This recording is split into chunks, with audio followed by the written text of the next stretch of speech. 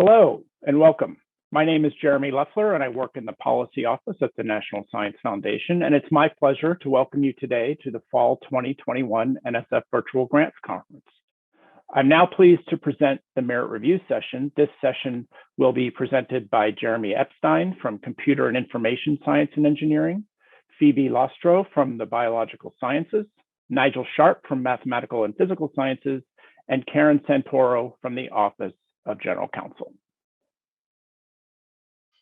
Hello and welcome to our discussion of NSF's merit review process.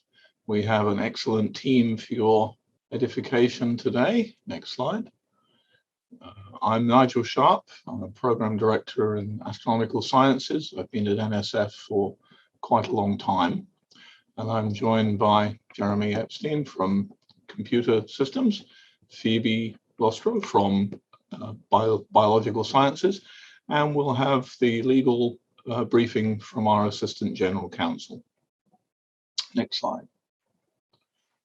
So this is a discussion of proposal preparation and submission, emphasis on things that you need to know, that you need to ensure you get right when preparing proposals, and a discussion of how we go through the review, and partly for some people why it takes us so long to go through review of your proposals, and then some some issues related to award processing. The mantra that you will see throughout this talk and indeed throughout this conference is ask early, ask often. We'd much rather you ask us something in advance before we had to fix it afterwards, because some things cannot be fixed afterwards. So we don't mind. You're not pestering us. Program officers are here to respond to your inquiries. Don't think of it as bothering us. It won't upset us. Ask early, ask often. Next slide. So the technical process is given in this flowchart, whereby we have various forms of opportunities announced, which are discussed elsewhere. And then you submit a proposal. It comes in through NSF's fast lane system, which, as you are aware, is being updated and replaced by the research.gov system, through to NSF and is assigned to a program officer like me, Jeremy, Phoebe. And then we go through the review process, which can take quite some time. You may get bad news early, you may get bad news late, you may get good news, but it takes time because there are many steps involved. Next slide. Important issues. Most important, this might seem obvious, but read what we write. I know that some of our paperwork can be a little long-winded, sometimes a little tedious, but one of the things you'll learn quickly is that a lot of our paperwork has redundancies. That is, there are sections which are repeated in different places to make sure that people see them. So in fact, the content is often not as long as the document appears to be. But please read it.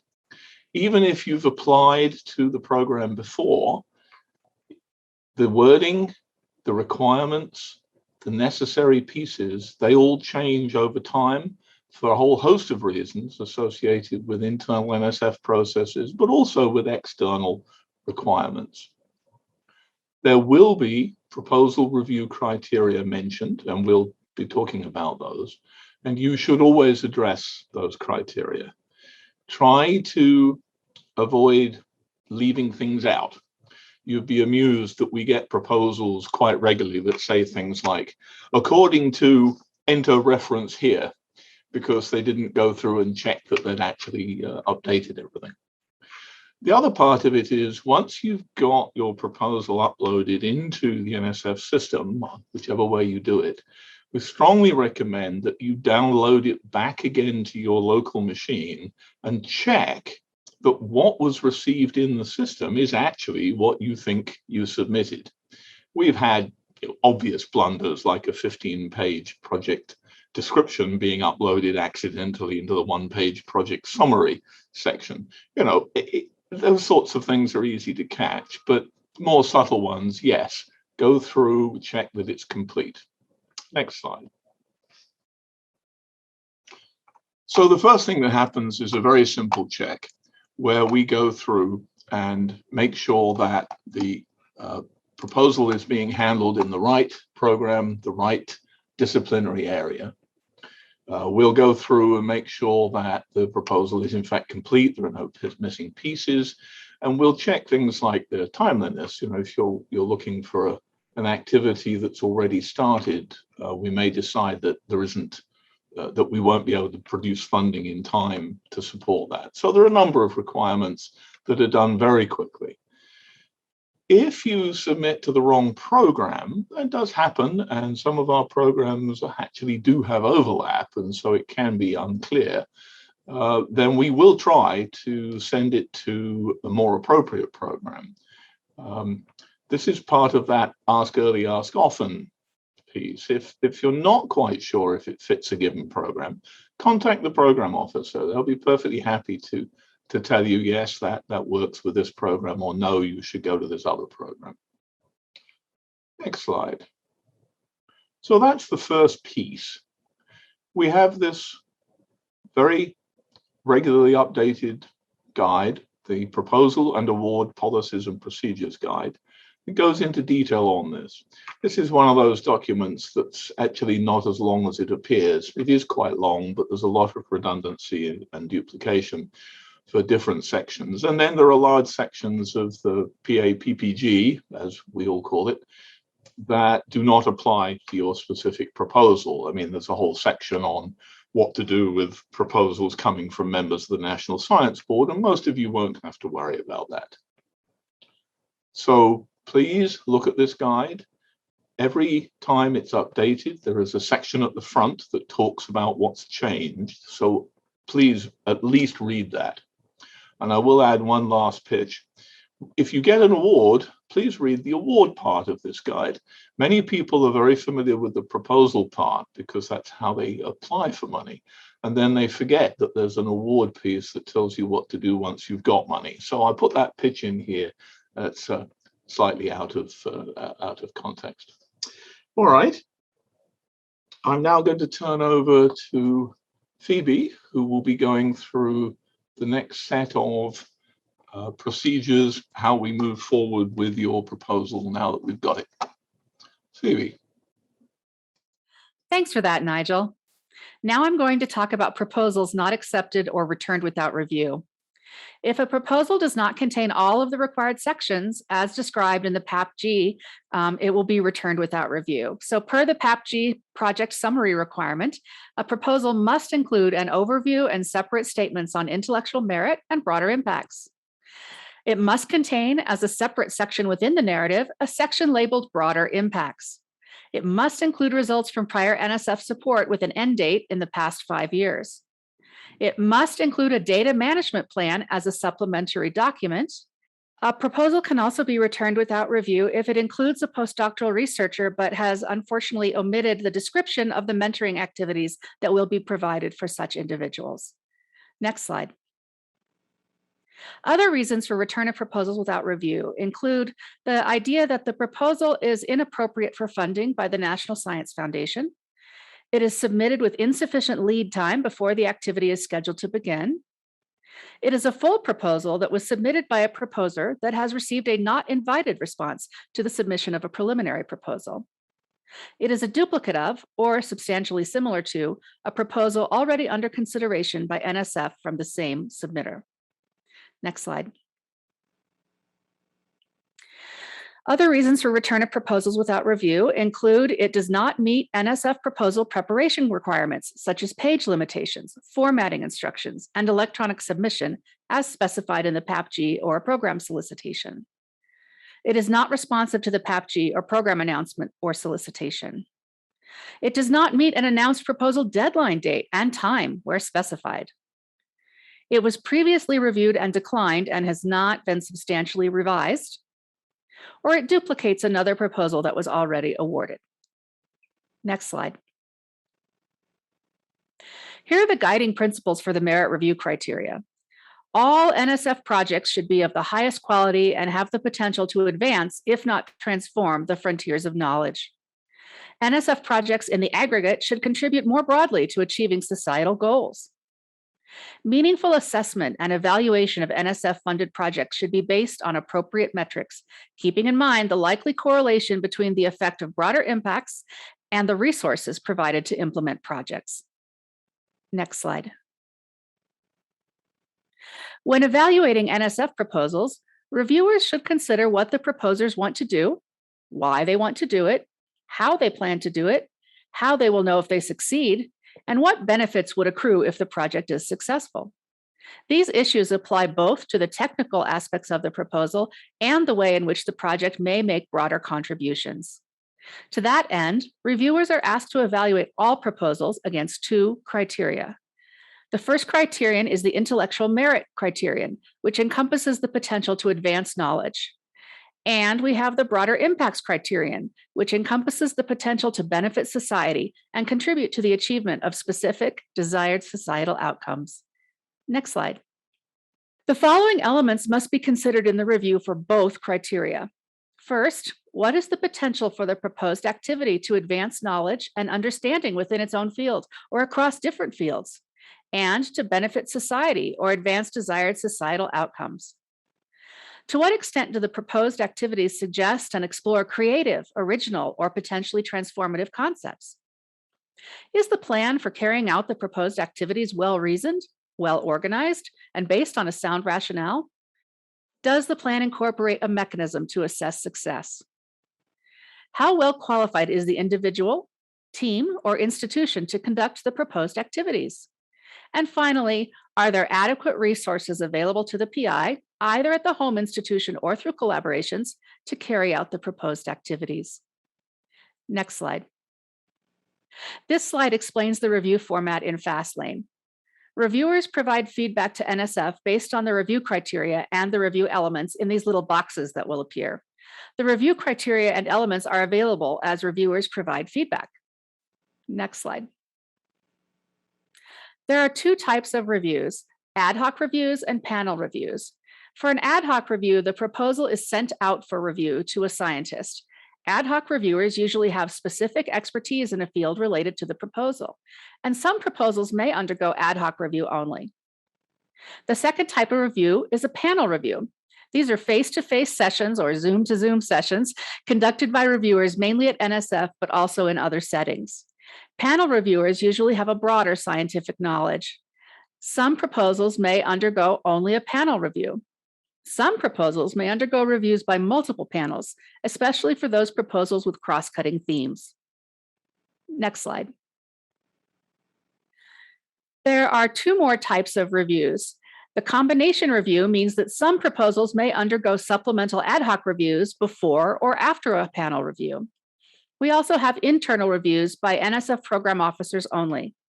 Examples of internally reviewed proposals include planning proposals, proposals submitted to rapid response research grants, proposals submitted to early concept grants for exploratory research, proposals submitted to research advanced by interdisciplinary science and engineering, career-life balance supplemental funding requests, and proposals for conferences under $50,000.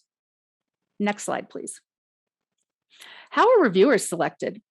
The types of reviewers recruited include reviewers with specific content expertise or reviewers with general science or education expertise appropriate for the proposal.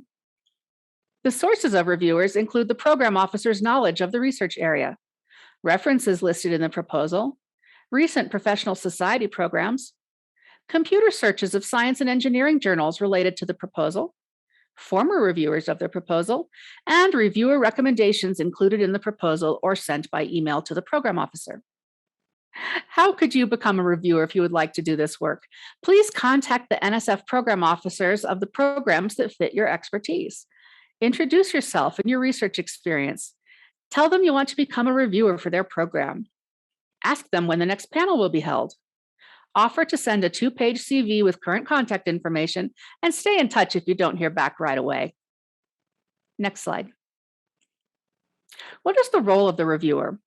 The role of the reviewer is to review all proposal material and consider, first and foremost, the 2 NSF merit review criteria and any program-specific criteria. Consider the adequacy of the proposed project plan, including the budget, resources, and timeline. Consider the priorities of the scientific field and of the NSF program. And finally, consider the potential risks and benefits of the project. And all reviewers will make independent written comments on the quality of the proposal content. Next slide, please. What is the role of the review panel? The review panel will discuss the merits of the proposal with other panelists. They will write a summary based on that discussion, and they will provide some indication of the relative merits of different proposals considered in that panel. Next slide, please. Why serve on an NSF panel? First of all, panelists gain firsthand knowledge of the merit review process. Panelists learn about common problems with proposals. Panelists discover proposal writing strategies. And of course, panelists meet colleagues and NSF program officers managing the programs related to your research. And with that, I believe it's time to turn it over to Karen. Thank you. NSF's review process is called the gold standard because in addition to rigorous scientific review, NSF takes conflicts of interest very seriously. Why? We do that because we have to remove bias due to affiliations with institutions and individuals that could affect the review, and also to ensure fairness and be responsible stewards of taxpayer dollars. Next slide, please. When you serve on an NSF review panel, you become a government employee. And as a government employee, you are subject to federal ethics laws and regulations, including conflicts of interest. Examples of institutional affiliations that are covered by the conflict of interest law is your current employer. If you are a professor at University X, you cannot review a proposal submitted by University X. Other examples include anywhere else you hold a position. For example, if you're adjunct at another university or you're a consultant to an organization. When you're looking for a job, you cannot review any proposal involving your potential employer. If you serve on the board of directors or hold an office in a professional or scientific society, we won't have you review a proposal involving that organization or society. Next slide, please. The ethics rules also cover individual affiliations. For example, your spouse, a business partner, your PhD advisor, your PhD students, a co-author or co-PI within the past 4 years, and co-editors within the past 2 years. Now we're seeing situations where there are 20, 50, maybe even 100 co-authors on a paper. And if that's the case, and you really don't know many of those co-authors, and you didn't work directly with many of them, we ask you to tell the NSF program officer about that, because NSF may be able to grant a waiver in that situation. Likewise, for co-editors, we see associate editors of 12, 15, 20, and you may not even know them all. Let the NSF program officer know, and we will consider a waiver in that situation. Finally, let NSF know about any affiliation with an individual or an institution that appears in a proposal, even if it wasn't listed on these slides. This way, NSF can determine whether it rises to the level of a conflict, and if so, NSF can determine how best to manage it. Hi, I'm the other Jeremy, and I'm going to talk to you about what happens after the panel has finished or after the reviews have finished and we're ready to make funding decisions.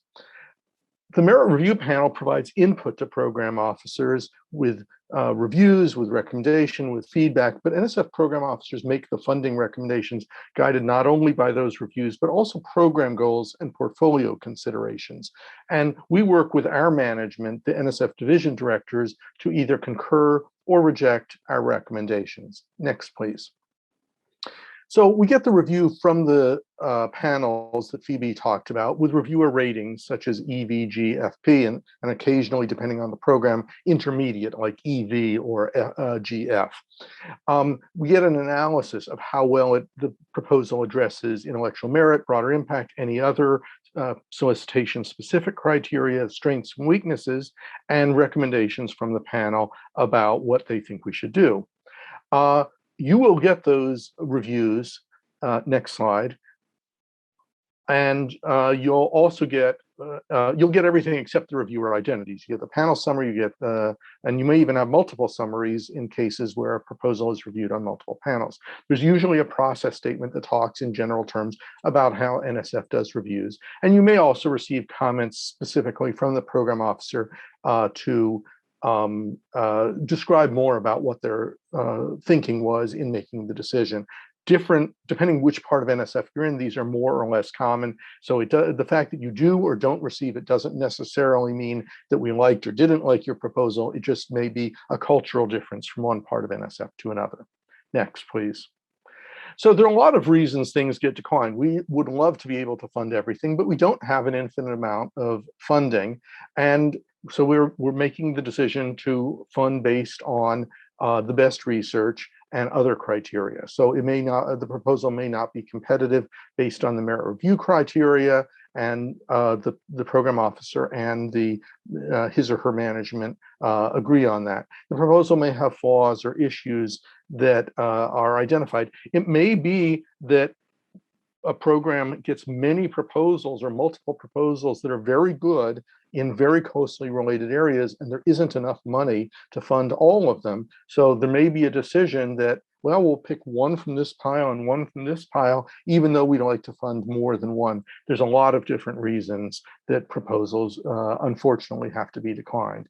Next, please. So it's always disappointing to be declined, and all of us who are program officers have been on the other side. We've been PIs, and we understand what it feels like. So we encourage you to think about revising and resubmitting. Do the reviewers, and if you want to talk to the NSF program officer, which we encourage, do they identify some significant strengths you can build on? Can you improve upon the weaknesses? And are there other ways that you can strengthen a resubmission? Please don't just make minor tweaks because a reviewer said, well, there's a spelling error here, so you correct that spelling error and resubmit it. Try to look at the bigger picture of what the panelists, what the reviewers are saying, and improve the proposal substantively before you resubmit it. And you should talk to the program officer if you have questions. Next, please. There is what we call the reconsideration process. This is pretty rarely used, but if you think that your proposal was not processed in accordance with NSF processes and rules, then you can ask us to recheck, did we follow the processes? You provide an explanation to the program officer and or the division director of what you think was wrong with the process. Then you have to submit a written request to the assistant director. This is all described in the PAPPG. I think the important thing to recognize about reconsideration is reconsideration does not mean we go out and find a whole bunch of new reviewers to reconsider your proposal from scratch. It means we look at the process. Did we follow the process? Did we have appropriate reviewers? Were their comments substantive? Things like that. So that's what we're looking at in a reconsideration process. Next, please. Possible considerations for funding a competitive proposal. It addresses all the review criteria, including solicitation specific criteria. It's going to have a high impact. It's going to do significant work to broaden participation, all these different factors. And we have to consider, again, because we don't have infinite funds, are we providing appropriate balances among different types of institutions, states? Are we funding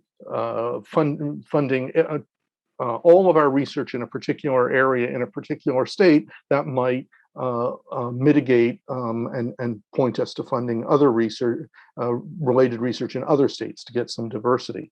There's also special programmatic considerations for things like career, RUI, and EPSCoR. We consider how much other funding a PI already has. We consider, is this going to help a junior faculty member launch versus someone who's already going and maintaining them, and portfolio balance among the different topics. So for example, in the program I lead, we have roughly 20 different subtopic areas, and so we balance those 20 different areas. And that's a pretty common thing that program officers have to balance. Next, please.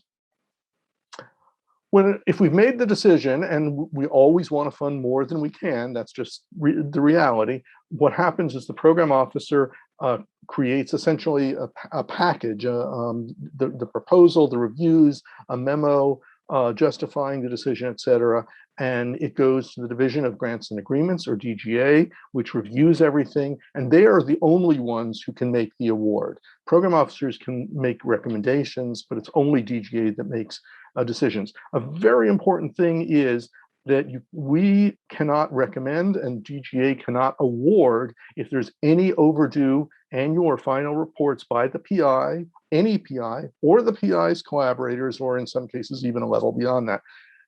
That's probably one of the real gotchas at the end of this process. And every program officer can tell you a story about somebody who didn't get money because their proposal was a great one, but they or their collaborators didn't have their reports in on time, and we ran out of time, and so we reallocated the funds to someone else. How do you avoid that? Make sure you and your collaborators get your reports in on time. It's also possible to have other outstanding issues with the institution or PI. Those are rare, but sometimes things like that do happen. Next, please. There's lots more information on the NSF website. We encourage you to look at that. We know that there's a lot of information there, and sometimes it gets repetitive, but please spend the time to read it because you'll find a lot of information. We see, frankly, many questions that are answered on the website, and that takes our time where we would rather be answering questions that are not on the website and discussing your scientific topics. So please check the website and read the FAQs. If there's FAQs for the program you're submitting to, read the solicitation, and then contact us if you have any questions. Thanks, and I'll turn it back to the other Jeremy to lead our Q&A session. Thank you, Jeremy, and thank you to the panel. If I could have everybody come back, and I think what we're going to do now is we have some time to answer a number of the questions that have come in. We have been answering some of them in the Q&A, and what I'd like to do is be able to ask questions that we feel will benefit the larger group here. So sometimes very specific questions we may not pose, but the idea really is to get the most benefit to everybody who's here. So and I'd also ask the panelists to, these aren't directed to any one of you, so please feel free to jump in with your experiences in your offices, divisions, directorates, and how those, because it's interesting to see how things may differ depending on where your proposal is going. So the first question is, what does it mean if your proposal is initially assigned to one program officer and then transferred to another program officer within the same program? Okay, so it depends on the program. I mean, for example, the program I lead, Secure and Trustworthy Cyberspace, we have about, I think, 15 different program officers assigned to it. And so all the proposals come in to me as the lead for the program, and then I parcel them out to the other program officers depending on the specific topic and their specific area of expertise. So what does it mean when it gets reassigned to someone else? It just means we've parceled it out based on topic. It means nothing more than that. Nigel, did you want to jump in there also? No? Okay. Okay. I don't think so, no. Okay, next question. When submitting a revised proposal, should a letter be attached to explain what has been revised and how they've addressed reviewer comments from the proposal that had been declined? Hi, everybody. This is Phoebe. And I would say that there is no need to, in fact, there's no mechanism to attach a letter to explain what has been revised. And there's no need to address the reviewer's comments point by point. We would rather that you use your 15 pages to explain your research and its intellectual impact and broader impacts. And you should take whatever reviewer advice makes sense to you. You don't have to walk through every single point and make sure that you've addressed it the second time around. Yes, it's always a good idea to have a word with the program officer who handled your proposal, because reviewers make a lot of comments and some of them are more important than others. And it's a program officer's job to help you, to counsel you and say, well, you know, that comment is something you should address, and these other comments are less important. It's a bit of a toss-up.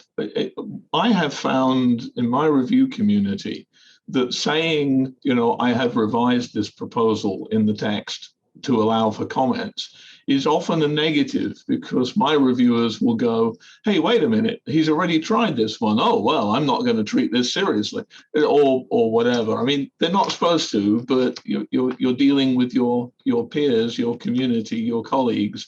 And as we all know, they're not always exactly as we want them to be. So generally speaking, I recommend you don't comment about previous reviews and what you've revised. We try, in my part of NSF, we try hard to make sure the same reviewers don't see your proposal again. So they're coming in with a fresh set of eyes and they don't have preconceived notions that it's been turned down. And so if you tell them it's been turned down, you're giving them ammunition to turn you down again. Yeah, that's a good point. We don't have standing review panels like some agencies. Great. Next question is, how important are documents like the facilities, equipment, and other resources, biographical sketches, and current pending support for the review? And do reviewers also review the budgets and budget justifications? There's a lot of pieces to that one. I guess I would say in terms of budgets and budget justifications, I occasionally see comments from reviewers when there's something unusual. Usually it's just a quick, oh yeah, whatever. But then sometimes they'll go into some depth, and it's more likely they'll go into more depth on larger larger proposals than on smaller ones. In my part of NSF, things like facilities and data management plans and stuff like that are generally less important unless there's a challenge, an issue, for example, institutional review board approvals. Anybody else want to jump in on that? No? Okay, we'll move to the next question then. So this is a question about the review elements, the 5 review elements, but is there a relative weight in assessing those elements, especially related to the experience of a PI that could put early researchers at a disadvantage? There's 5 elements, they're each worth 35%.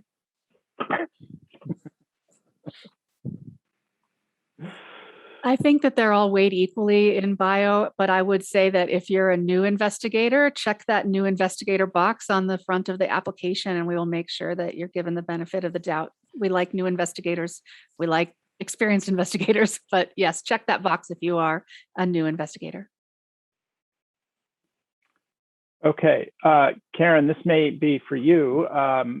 Building on the limiting bias comments, how do you ensure that past NSF reviewers don't have an advantage with the particular NSF program officer?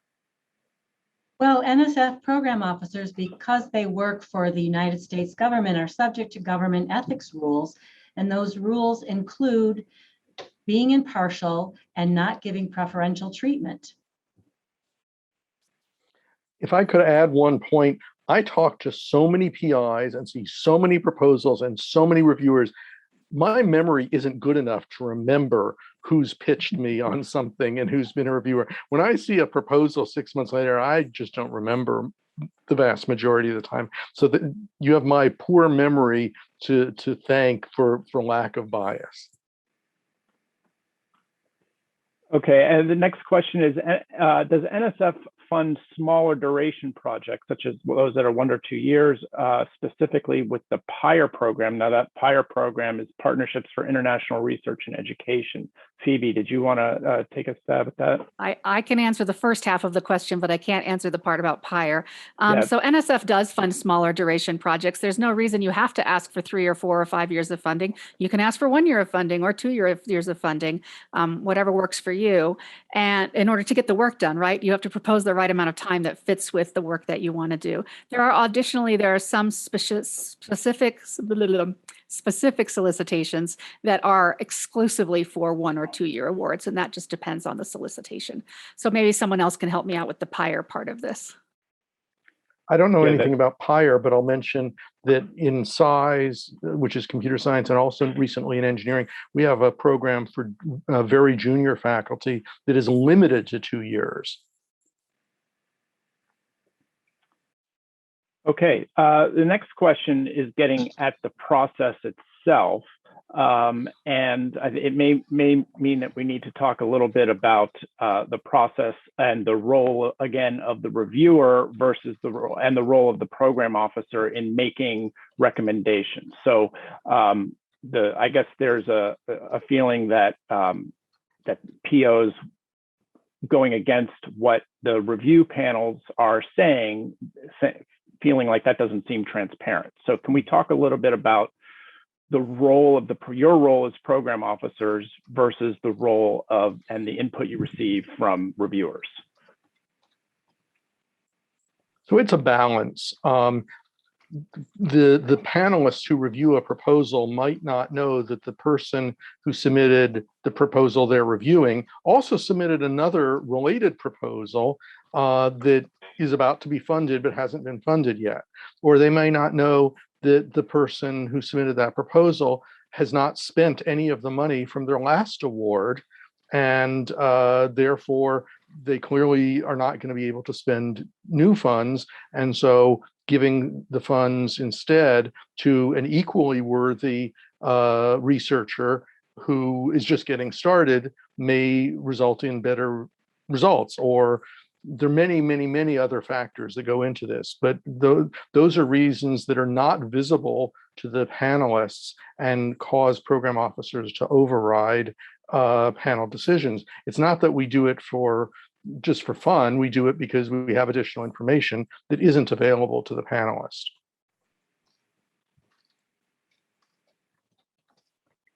Okay. Anybody else want to jump in on that or no? Okay. The next question is asking specifically about research experiences for undergraduates, and what are some of the factors taken into account when selecting a competitive REU site proposal?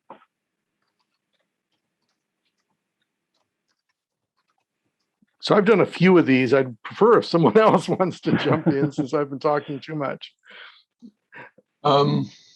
Well, yeah, I mean, I've done a bunch of REU sites. I'm not quite sure what the question is intended to. I think the question is maybe what makes a competitive REU site proposal? What are some of the factors in that? Okay, so generally speaking, there are 2 or 3 things.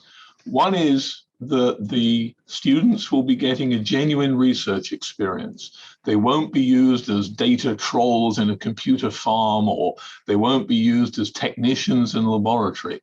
I think everyone realizes that there's a difference between a researcher working in a lab and a technician working in a lab, even if they're doing similar activities. So it needs to be a genuine research experience for the students. The other part of it is that it needs to be open. That is, it's not just for the students at your university. And a proper REU site accepts applications from all over. So those are kind of critical. Good things are that you have an active scheme for broadening participation, for recruiting underrepresented groups.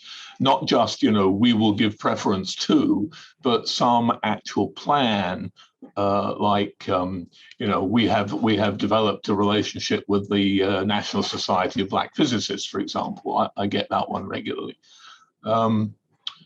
And apart from that, the willingness to engage your faculty, your senior people to give the students a good experience, that matters. Social events, helpful because community matters, but less important. Okay.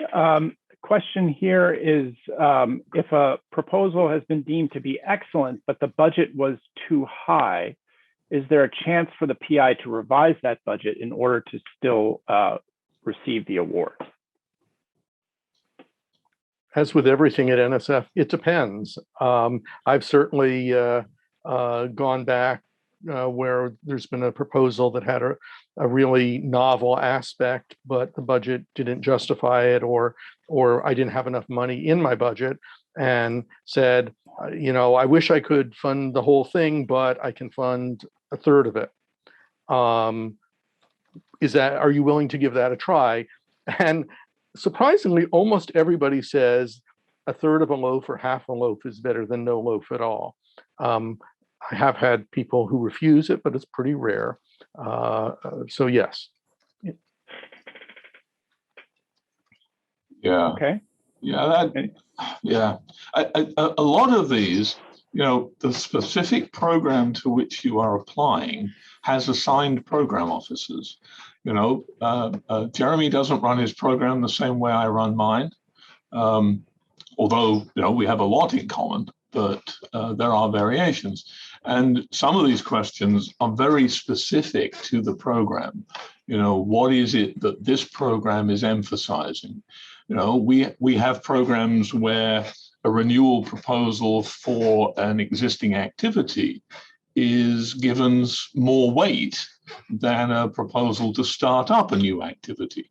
And we have other programs where the weight is in fact the other way around. It's very community specific and community driven.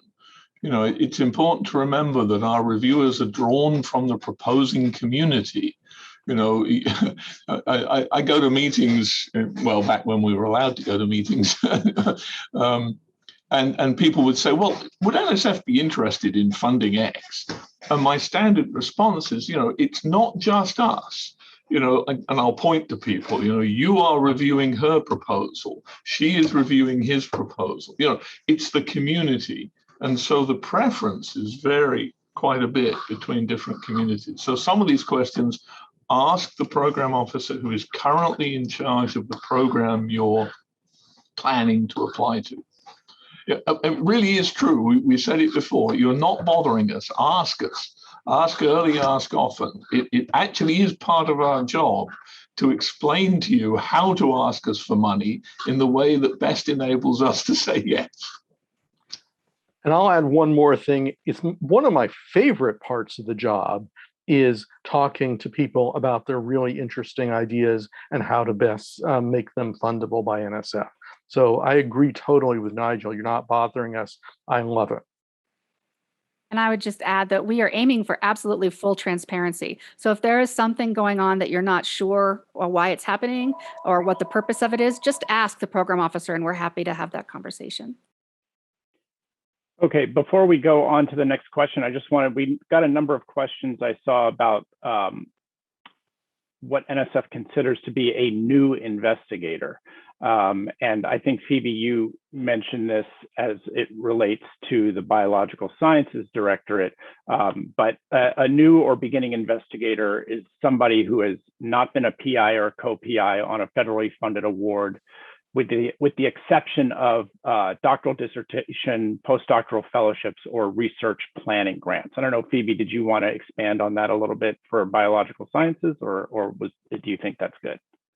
Yeah, I think that the key point is that new investigators are allowed to have the same idea submitted to more than one agency at a time. So for instance, since I'm in molecular and cellular biosciences, a new investigator might have a proposal submitted both to the National Institutes of Health general medicine and to molecular and cellular biosciences. And that's not allowed if you are an experienced investigator. And we do track who's a beginning versus experienced investigators because we want to make sure that we're not introducing any bias into the procedure so that either new investigators or experienced investigators are not getting underfunded proportionally. So we do track those, and we do internal portfolio reviews all the time to make sure that we are being as equitable as possible.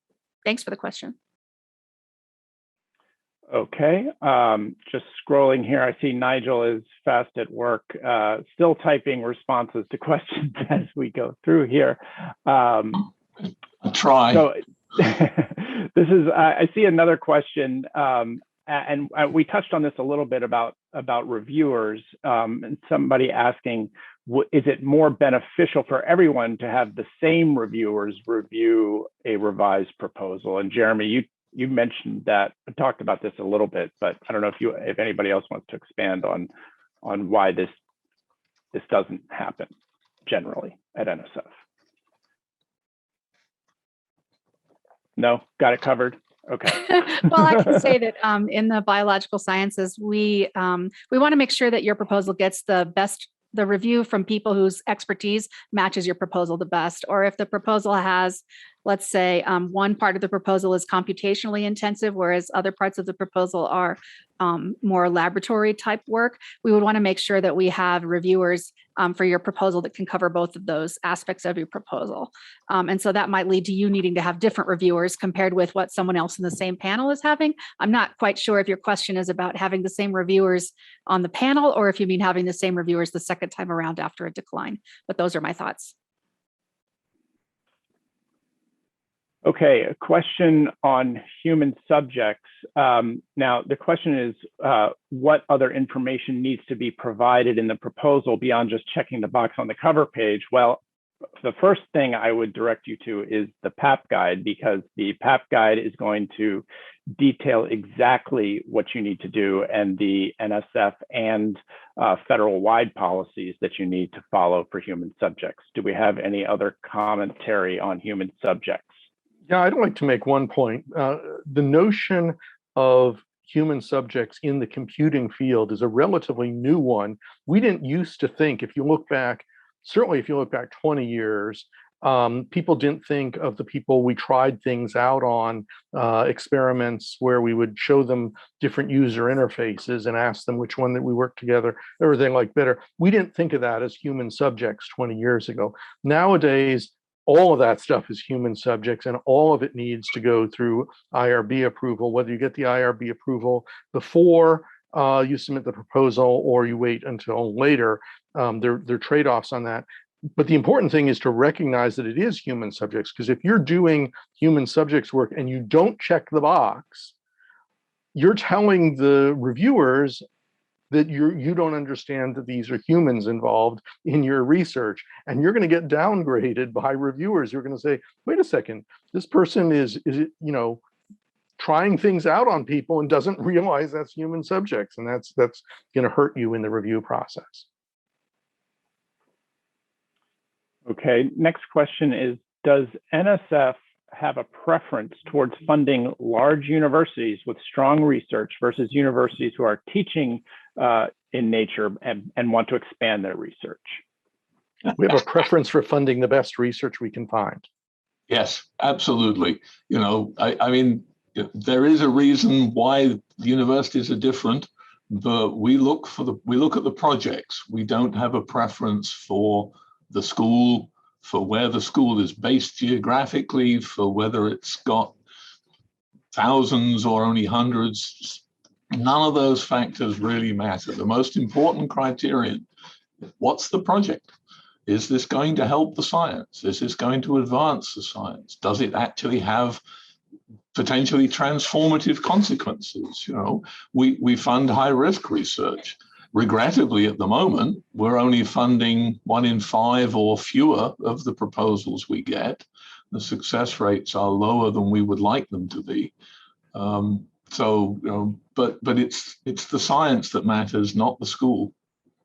And when we as program officers make recommendations, we go to our bosses and we say, I want to fund this and this and this, A, B, and C. And my boss will frequently say, well, D comes from a lesser known school, and E comes from an HBCU, and F comes from a school in a state that we hardly fund anything. Why shouldn't we fund D, E, and F instead of A, B, and C? And so we'll have those discussions because these are all factors we want to consider, but we're fundamentally focused on what's the best science.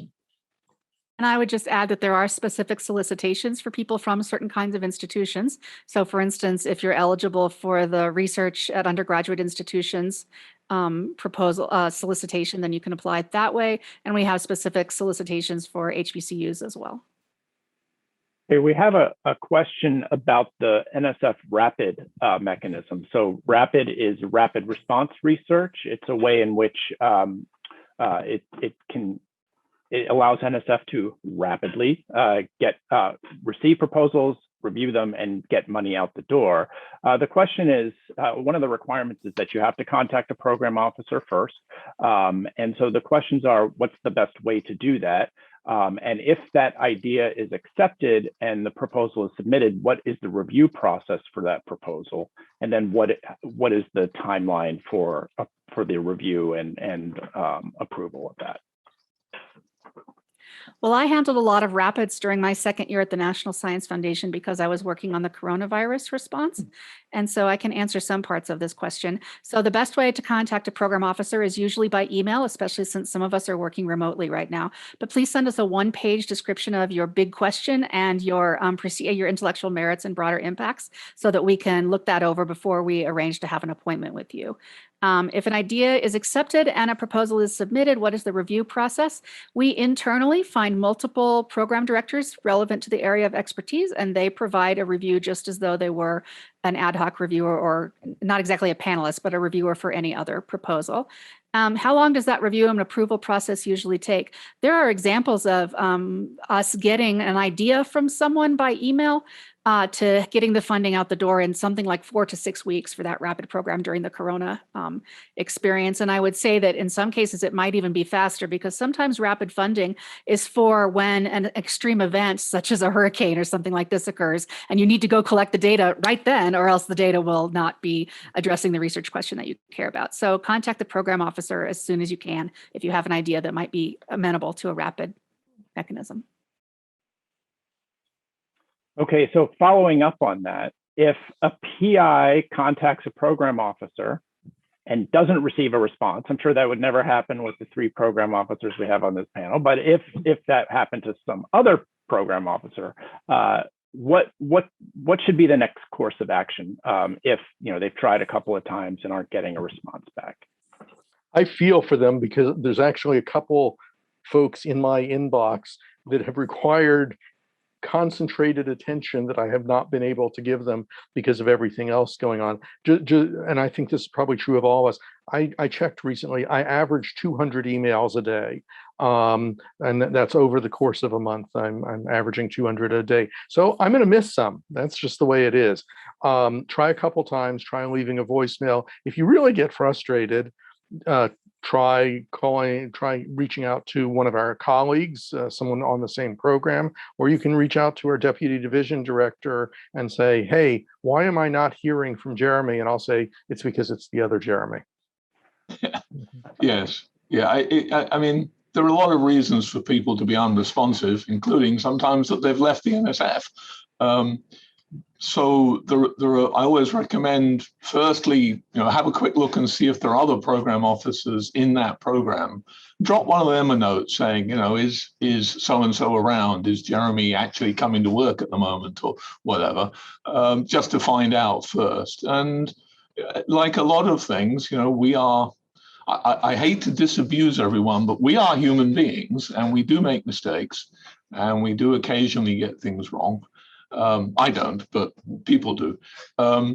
So ask one of the other program officers, but if it seems serious, if you have a concern with a given program officer, then as Jeremy said, you go to the division director or the deputy division director. All of us are listed in the on the website in the different programs, different divisions that we inhabit. And send them a nice note saying, I've tried to get a response from so and so, and I've sent 5 messages and nothing's been come back, and I'd like to find out what I do next. That's their job as well. It's awkward when it happens, but. So Nigel, you're in physics. Are you allowed to take vacations in physics? I'm actually in the Division of Astronomical Sciences, although I was in physics for a while. In fact, I've worn multiple hats in my years here.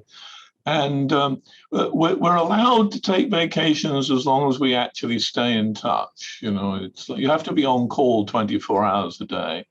So some people may have noticed that I answer emails at 8, 9, 10 p.m. at night and 3, 4, 5 in the morning as well. So. Yeah, frankly, that's part of it, is the workload that all of us, program officers and non-program officers, like Karen, I know how many times I ping Karen for questions and I get responses back from Karen at 6 in the morning on a Sunday. And it's like, Karen, you shouldn't be responding to me at 6 in the morning on a Sunday, but we all are doing that. And so please be patient with us sometimes. Well, that's a great benefit of telework. You can take your laptop to the beach and stare at the ocean.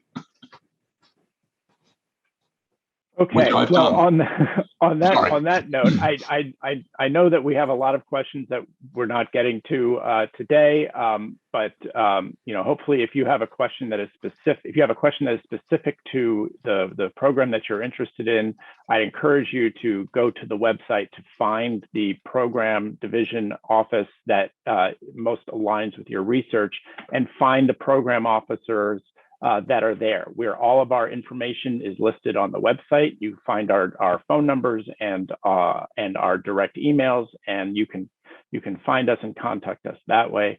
I want to thank Jeremy, Phoebe, Karen, and Nigel for joining us today, and I hope that everyone out there will have an opportunity to join us this afternoon for our session on award management.